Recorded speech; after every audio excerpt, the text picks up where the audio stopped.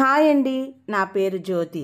Sony లాంటి పిల్లలున్న ప్రతి బిడ్డకి తల్లి జ్యోతి లాంటిదే కదండి. పిల్లల కోసం ప్లీజ్ సబ్స్క్రైబ్ చేయడం మర్చిపోకండి. మరి ఏ విషయాలను ఇతరులతో చెప్పాలి, ఏ విషయాలను చెప్పకూడదు, అలాగే ఏవి చూసి నేర్చుకోవాలి, ఏవి అమ్మా నాన్న నేర్పిస్తే నేర్చుకోవాలి అనే అనేక విషయాలు ఆటిజం పిల్లలకి తెలియదండి. నిజం చెప్పాలంటే నార్మల్ పిల్లలకి మనం కొంత నేర్పిస్తాము, మిగిలిన విషయాలు ఇతర పిల్లలను చూసి నేర్చుకుంటారు. దొంగతి అది కుక్కునా తీయమంటున్నానా?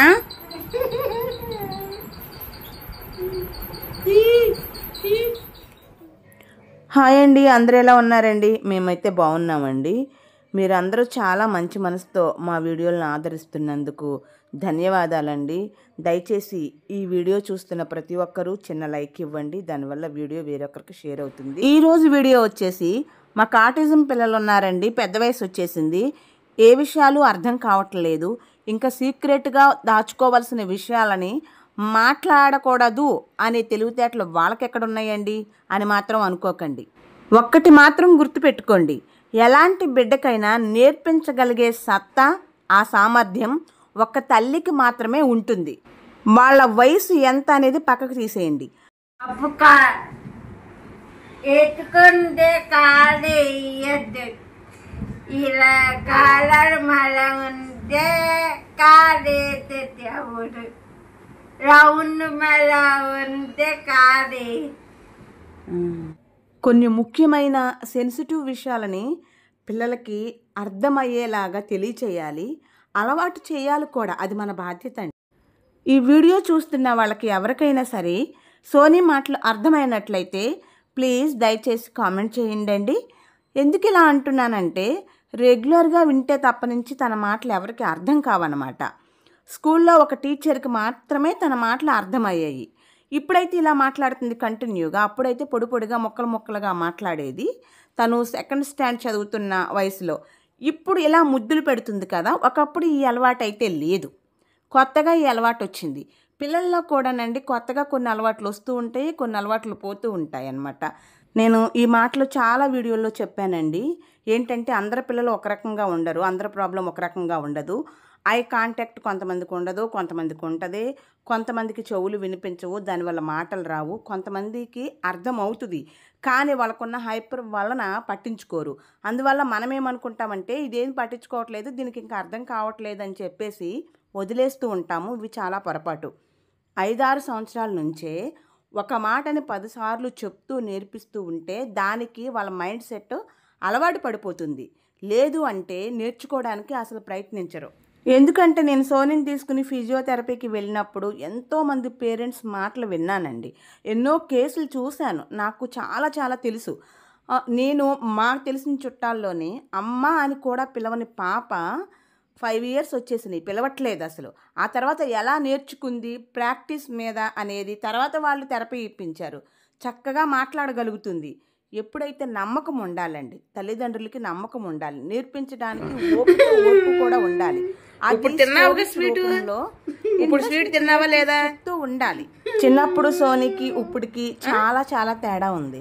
ఇప్పుడు నార్మల్లా ఉంది చూడడానికి అని చాలామంది మాట్లాడుతున్నారు, కానీ ఒకప్పుడైతే ఈ సోనీ అలా ఉండేదే కాదు. నిజం చెప్పాలంటే దీనికి రాదు, విసుగొస్తుంది అని నేను కూడా వదిలేస్తే అది కూడా ఏమీ నేర్చుకునేదే కాదు. ఓ రోజు ఏం జరిగిందంటే సోనీ 3rd క్లాస్లో ఉంది, స్కూల్కి వెళ్ళింది.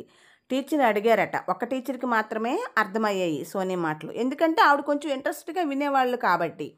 ఎందుకు అలా డల్గా ఉన్నావు సోనియా అని అడిగితే అమ్మ గొడవ పడింది, ఇది చెప్పడానికి 10 నిమిషాలు. ఎవరితో గొడవ పడిందని ఆవిడ అడగడం, డాడీతో గొడవ పడింది, మమ్మీ డాడీ గొడవ పడ్డారు, అమ్మ ఏడ్చింది. ఈ విషయాలు పొడి పొడిగా చెప్తే ఆవిడకి నార్మల్ విషయం కాబట్టి అర్థమయ్యి నవ్వుకున్నారట. తర్వాత నాకు చెప్పారు, అమ్మా నాన్న గొడవ పడ్డారు, దానివల్ల దానికి భయం అనిపించింది, భయపడింది కాబట్టి టీచర్కి చెప్పింది, కానీ ఇది చెప్పకూడని విషయం అనేది దానికి తెలియదు కానీ చెప్పింది.